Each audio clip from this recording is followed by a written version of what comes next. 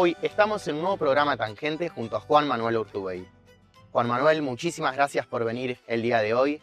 Si te parece, para comenzar con la entrevista, comentanos un poco más sobre vos. ¿Quién sos, qué hacés y de dónde venís? Yo soy salteño, soy abogado, tengo una maestría en administración de empresas, tengo actividad docente, actividad profesional y también productiva, y soy un militante político. Desde la política ocupé muchas responsabilidades siempre representando a mi provincia de Salta. Fui diputado provincial, fui diputado nacional en 2 oportunidades, fui gobernador de mi provincia en 3 oportunidades y ya desde hace casi 7 años que estoy afuera de la función pública. Es interesante analizar al principio cómo fue esta trayectoria, no solamente en tu caso, sino en casos generales. ¿Cómo crees que se debe hacer para llegar a ocupar estos cargos de responsabilidad y de representación y al mismo tiempo mantenerse durante tanto tiempo? Tiene que ver con la vocación de servicio. Entender a la política como servicio es algo que hoy parece que no está de moda, pero que en definitiva es la justificación de tu existencia. El problema es que para muchos la política se ha transformado en una especie de agencia de empleo o de escala de posiciones de poder y no se entiende como un servicio público. Bueno, cuando la gente advierte que sos un servidor público y probablemente te da cada vez más responsabilidades para que hagas más cosas, ¿no? Y a nivel dentro del partido, ¿cómo haces para mantener unido a un gobierno? Mira, yo soy peronista de toda mi vida. La lógica partidaria está en crisis hoy en todo el mundo. Lo que hay que apelar es a los principios, a los valores fundantes de tu espacio político, de lo que te llevó a la vocación política. Y para mí, cuando vos estás alineado respecto de lo que vos pensás, respecto a lo que vos decís y lo que vos haces, se hace más sencillo. Me gusta que hayas ahí salido un poco también y que fuiste al sistema más mundial. Y últimamente se habla que en varias democracias se siente una crisis de representación. ¿Vos qué análisis hacés de esa situación? Yo creo que tenemos un problema serio. ¿Por qué? Porque ya desde hace un poco más de un siglo, principios del siglo XX, se avanzó mucho en todo lo que fue el constitucionalismo social. Nosotros pusimos en todo el deber ser de la democracia a través de las constituciones de prácticamente todo Occidente, toda una serie de demandas de la sociedad insatisfechas o a lograr como derechos. Bueno, cuando pasa un siglo y muchas de de esos derechos no existen de verdad, son solo papel pintado, empieza la insatisfacción con el sistema democrático. Y a eso súmale que hoy el mundo está viviendo uno de los procesos de mayor concentración de riqueza de la historia de la humanidad. ¿Qué pasa? Hay cada vez más recursos para que el Estado pueda generar esas condiciones de lo que se llama el estado de bienestar o lo que sea. Eso genera demanda, esa demanda insatisfecha genera crisis de representación. Bienvenido al siglo XXI. Y muchos dirigentes de ultraderecha o de derecha han logrado canalizar esta insatisfacción por parte de la gente. El aumento de las ultraderechas o de las derechas, por ejemplo, en Francia con Le Pen, en Italia, Estados Unidos e incluso en Argentina, se debe también a una cierta, se podría decir, un incumplimiento de las promesas por parte de los funcionarios de antes. Sí, claramente hay insatisfacción con resultados y también no es menos cierto que la sociedad va a procesos mucho más cortos, ya prácticamente no espera procesos, espera resultados, y en alguna medida me parece que la crisis de la construcción de lo colectivo termina poniendo en primer lugar el individualismo, y el individualismo es yo quiero mi resultado hoy, aquí y ahora. Y la derecha a nivel global ha entendido mucho más rápidamente ese proceso y hoy está siendo en alguna medida beneficiaria de esta situación. Hoy estamos en el 2026 y se cumplen 25 años de la crisis del 2001 que vos atravesaste desde adentro siendo diputado nacional. En ese sentido, te quería consultar si esta crisis de representación y si esta situación política internacional también afecta a las instituciones. Sí, claramente, nosotros ya desde ese momento veníamos advirtiéndolo. Me tocó presidir la Comisión de Asuntos Constitucionales en esa época y se discutía mucho de esto. Nuestras instituciones pasaron a ser para la gente una especie de cascarón vacío. ¿Por qué? Porque sacralizaron toda una lógica de procedimiento, como hablábamos recién, y la gente no veía resultados. Entonces le pegó a la justicia, le pegó al poder legislativo y también hasta se llevó puesto poderes ejecutivos en muchos lugares del mundo, como en la Argentina. Y frente a ello, ¿se debería, por ejemplo, reformar la Constitución para adaptarla a las necesidades actuales? Yo soy un amigo de menos reformas constitucionales. Nosotros tenemos lo que es la constitución formal, digamos, la escrita, y después tenemos la constitución que se va generando como derecho consuetudinario y luego sigue en eso. Entonces, yo soy más amigo de utilizar todas las normas infraconstitucionales, o sea, las que vienen de la Constitución, para ir adecuando en alguna medida las demandas ciudadanas que tocar tanto la Constitución. Uno de los, obviamente, no es pétreo, alguna vez podés modificarlo, pero digo, cuando te pasás de rosca en mucha modificación, vas cayendo tu umbral de institucionalidad. Los países necesitan crecer en institucionalidad. Si bien hoy las personas que ejercen funciones no tienen ese prestigio que en otra época podían tener en términos de ocupar esos lugares, por lo menos lo que hay que hacer es sostener esa institucionalidad, porque si no tenemos ni esa institucionalidad en términos de normas, estamos complicados. Por eso digo, los países van a salir adelante cuando las normas sean mucho más importantes que la gente. Bien, y ahí dentro también de la institucionalidad se presentan los partidos políticos, los cuales cumplen un rol muy protagónico, pero hoy también se están poniendo en crisis. ¿Vos qué pensás que sucedió y que puede llegar a suceder con estos espacios?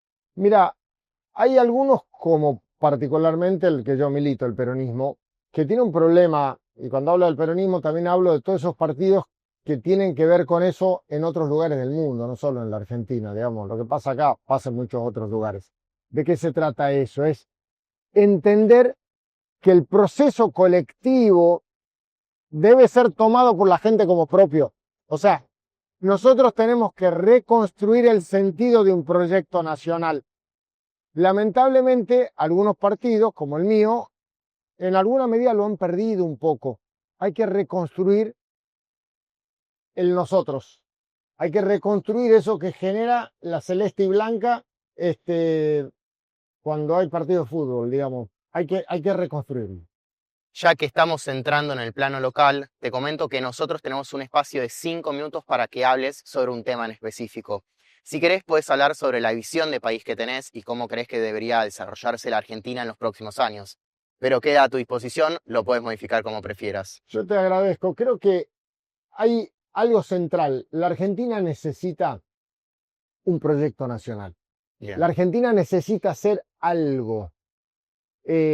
No ir como te vaya llevando la corriente. Ese proyecto nacional requiere entender la necesidad de un Estado presente que no bobo en términos de decir creo en el Estado, no, un Estado que genere condiciones de desarrollo, un Estado que genere condiciones no solo de mejora en la calidad de vida, sino que haga posible la movilidad ascendente que está tan incorporada en nuestra idiosincrasia. Digamos, en alguna medida, ¿qué es lo que hizo el peronismo hace mucho tiempo? Tomó esa idiosincrasia nacional, esos principios que hicieron que nosotros siempre supimos que podíamos estar mejor, que nuestros hijos van a estar mejor que nosotros, que nuestros nietos tienen que estar mejor que nuestros hijos y que nosotros. Hoy, lamentablemente, pareciera un lejano recuerdo. ¿Por qué? Porque hemos perdido el sentido de lo trascendente. Hemos abandonado la construcción de mediano y de largo plazo. Necesitamos método, necesitamos normas, necesitamos procedimientos y fundamentalmente voluntad del cumplimiento de todas esas normas. Eso es lo que va a cambiar el país. Distintas miradas en términos ideológicos respecto si un poquito más para acá, un poquito más para allá. Yo digo, escuchemos a Acemoglu y Robinson cuando te plantean que la forma de crecimiento de los países, de la economía y por ende de la lucha contra la pobreza es justamente mayor umbral de institucionalidad, cumplimiento de normas, procesos y fundamentalmente entender en un proceso colectivo. Nadie se salva solo. Nosotros necesitamos construir entre todos lo que todavía nos debemos como nación, ¿no? Bien, ahora para entrar más en el plano local, hay una discusión que principalmente el espacio de Javier Milei trajo en los últimos años y es el del equilibrio fiscal. ¿Pero se debe cumplir el equilibrio fiscal o no? Eso es como la ley de gravedad. Obviamente que tenés que, digamos, yo fui gobernador 12 años, 11 de esos 12 años tuve superávit fiscal. El primero no por la herencia que tenía de la anterior gestión. Pero digo, esto es una cuestión de sentido común puro. ¿Por qué? Porque no podés gastar más de lo que tenés. El tema es a dónde pones las prioridades. O sea, me parece que hay que abandonar esa discusión absurda de si tenés que tener equilibrio o no tenés que tener equilibrio. Obviamente que tenés que gobernar con equilibrio fiscal. Ahora bien, tenés que ver de qué manera lográs eso. Porque si eso lo lográs con, digamos, en alguna medida planteas una instancia de ordenamiento fiscal sobre la base de destruir la inversión, sobre la base de castigar la actividad económica, obviamente vas a gastar menos, pero también vas a tener menos actividad económica, con lo cual vas a recaudar menos. Es como una carrera de embolsado, nunca vas a lograr tu objetivo. Lo que hay que hacer es generar desarrollo, generar crecimiento de manera genuina, y eso es lo que nos falta a los argentinos. Bien, tu caso también es muy particular porque vos fuiste 12 años gobernador de tu provincia. Y en ese sentido me gustaría preguntarte sobre cómo se fue desarrollando la relación entre tu provincia y el gobierno nacional y si en Argentina se está aplicando efectivamente el federalismo. Tenemos un serio problema de federalismo, pero vuelve a la pregunta anterior. No tuve la mejor relación con los presidentes de turno que me tocó, pero como yo gobernaba una provincia con equilibrio fiscal, no necesitaba pedirle nada a nadie.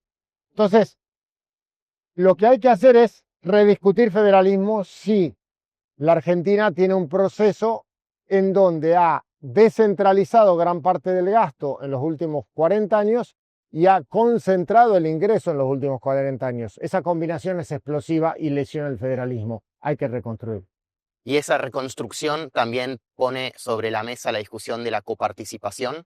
Claramente es una de las herramientas, prácticamente la principal herramienta.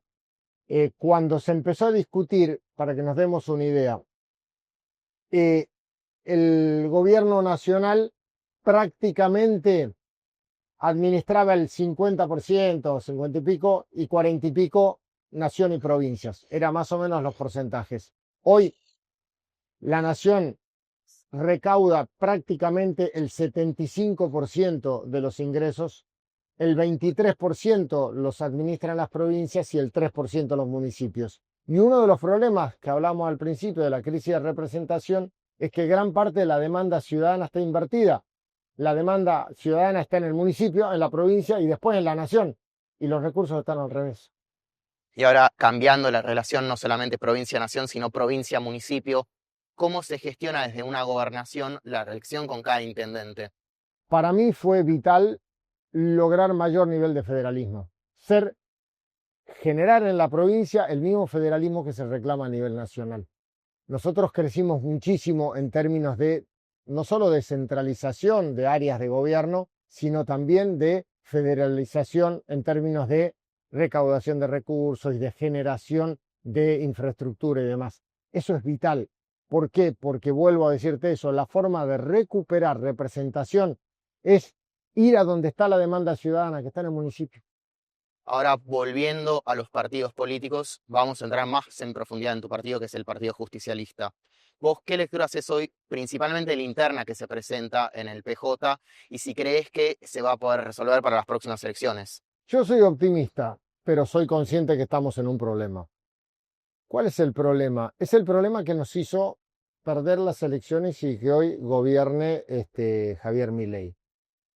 Cuando un partido que justamente lo que busca es la construcción de un proyecto colectivo termina dominado por el individualismo y las luchas de poder estrictamente por posiciones de poder, en alguna medida pierde la razón de ser. ¿Por qué? Porque en definitiva vos podés esperar de un dirigente liberal que el sálvese quien pueda, porque en definitiva responde a esa lógica, no en un dirigente peronista que lo que busca es un proyecto colectivo. Entonces, ¿a quién vamos a convencer que vamos a generar un proyecto nacional si lo único que hacemos es discutir por posiciones personales? Por eso digo, yo soy optimista porque creo que vamos a construir un proyecto nacional, porque va a ganar la necesidad de construir un destino colectivo y porque nos lo va a demandar la sociedad. Pensando también en la estructura del Partido Justicialista y de los candidatos que llevaron a la presidencia en los últimos años, muchos de ellos, según algunas personas, defendían los intereses de los porteños o del AMBA. En ese sentido, ¿vos crees que hay una falta de representación de las provincias dentro del PJ? Justamente se ha ido perdiendo esa lógica colectiva y ahí es donde nos olvidamos del proyecto nación. La Argentina necesita, vuelvo a decir, un proyecto nacional y el proyecto nacional no es Buenos Aires más grande, es la Argentina. Cuando los dirigentes pierden de vista eso y se convierten en dirigentes que solamente discuten cuestiones del AMBA o de la ciudad de Buenos Aires, tienen mucha difusión, tienen mucha presencia, pero a la Argentina no le sirve. ¿Y qué análisis haces hoy de tu provincia, de Salta? ¿Cómo se estuvo gestionando en los últimos años por el nuevo gobernador? A Salta no le es ajena la crisis nacional, en donde lamentablemente está a la deriva, porque al no haber una mirada de un Estado presente y demás, pasa lo que pasa. El gobierno provincial trabaja bastante en sintonía con el gobierno nacional. Yo tengo una mirada muy diferente a la que ellos están planteando respecto de un Estado en donde, para mí, cuando hablo de Estado presente, hablo de cosas concretas. En mi gestión construimos más de 200 escuelas, 9 hospitales, 20.000 casas, o sea, y garantizamos condiciones, qué sé yo. Cuando una persona va a un hospital tiene los medicamentos. Hoy no los consigue, si los consigue lo tiene que pagar. Digo, son cosas concretas, puntuales, que tienen que ver por eso cuando hablamos de modelos ideológicos, algunos piensan, bueno, pero hablan cosas muy etéreas. No, no, son concretas, ¿hay remedio o no hay remedio en el hospital? Vos, al principio de la entrevista, decías que ya hace varios años estabas por fuera de la función pública. ¿Te gustaría volver en algún momento? Estoy trabajando intensamente, primero, para colaborar en la construcción de un proyecto nacional. eh, y en uno de los temas centrales para mí, que es el de la profesionalización de aquellos dirigentes que tienen vocación de servicio público. Yo me cansé de ver un montón de gente, hombres y mujeres, con buenísimas intenciones, pero que no tienen el know-how, no saben cómo hacerlo. Y entonces esas buenas intenciones terminan fracasando. Quiero cambiar eso. Si eso alguna vez me lleva a una función pública, bárbaro. Si no, no, quiero aportar desde otro lugar, por lo menos por ahora. Bien. Ahora, nosotros en este programa, una de las preguntas que nos proponemos es, ¿qué pasa en Argentina? Si bien esto fue lo que estuvimos trabajando en toda nuestra conversación, me gustaría ir un paso más allá. Y es, ¿qué país te gustaría ver dentro de 10, 20, 30 años? Un país en donde nuestros hijos sepan y que nosotros sepamos que pueden estar mejor que nosotros. ¿Cómo se construye eso? Eso se construye generando condiciones de desarrollo. Eso se construye con un Estado que piense, que sea socio de la inversión privada, que sea socio de la actividad productiva y que fundamentalmente forme a los argentinos para ese mundo. O sea, a mí mucho más me importa es cómo genero que los chicos que hoy están en el colegio puedan ser los protagonistas de esa Argentina que quiero en el futuro, a cuál sea el PIB o el desarrollo económico de Argentina. Si no están los argentinos adentro, sirve poco. Ok. Ahora, para terminar con la entrevista, tenemos un espacio en el que vos podés dejar un consejo, una reflexión o lo que vos prefieras. Y es, ¿qué le querés dejar a los tangentes, a las personas que nos están viendo? Que lo único que yo siempre quise es que no nos quedemos con lo que hay, que nos animemos a soñar y a soñar en grande. ¿Y soñar en grande qué significa? Saber que podemos tener servidores públicos, que podemos tener gente que con patriotismo se dedica a la función pública y al servicio de los demás, que ser funcionario es ser un servidor público. Eso, en alguna medida, para algunos es romanticismo, es algo utópico. La única manera de reconstruir la Argentina que nos debemos es cuando de verdad pensemos que aquellos que están en la función pública son servidores públicos que lo que buscan es ser patriotas. Si logramos eso, tengan la certeza, tengan la seguridad que Argentina va a ser lo que soñamos. Bueno, Juan Manuel, muchísimas Muchas gracias. gracias a vos. Quizás algún día estemos acá, pero en Salta. Sería una gran cosa, garantizo que con mucho menos frío. Eso seguro. Si te parece, vamos para acá. Por favor. Y hasta que se vaya la cacharpaya yo me quiero divertir.